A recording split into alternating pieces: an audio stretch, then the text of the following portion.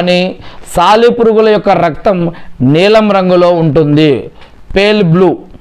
దీనికి కారణం మన రక్తంలో హిమోగ్లోబిన్ ఉంటుంది, కానీ వాటి రక్తంలో కాపర్ ఆధారిత హిమోసైనిన్ అనేది ఉంటుంది.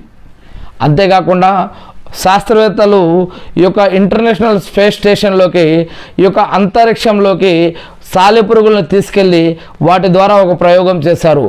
అక్కడ గురుత్వ ఆకర్షణ శక్తి లేకపోయినా సరే సాలెపురుగులు అక్కడ కూడా ఈజీగా ఈ యొక్క గూటిని అల్లటం ప్రారంభించాయి. అక్కడ కూడా వాటికి ఉన్నటువంటి అటువంటి శక్తి చూసి ఆనాడు శాస్త్రవేత్తలు కూడా ఆశ్చర్యపోయారు.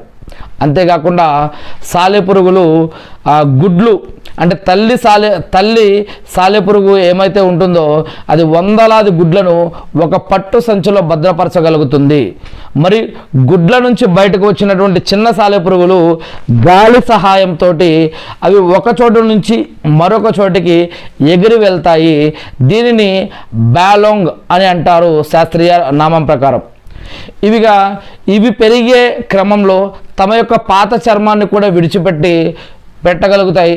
దీనిని మోల్టింగ్ అని కూడా అంటారు మరి శాస్త్రీయ పదంలో. సాలెపురుగు ఎంత చిన్నదైనా దాని జీవన విధానం ప్రకృతిలో ఒక పెద్ద అద్భుతం. ఇవి మన చుట్టుపక్కల ఉండటం వల్ల దోమలు ఇతర హానికరమైనటువంటి కీటకాలు ఎక్కువగా పెరగకుండా అదుపులో ఉంటాయి.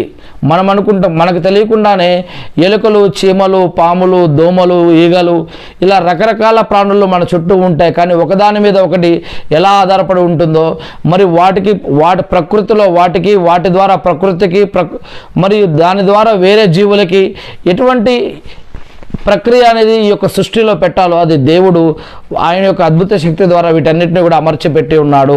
అందుకే ఖురాన్లో అల్లా చెప్తున్నాడు ఏమని, నేను దేనిని కూడా వృధాగా సృష్టించలేదు, ప్రతి దానికి ఒక అర్థం ఉంది అంటున్నాడు.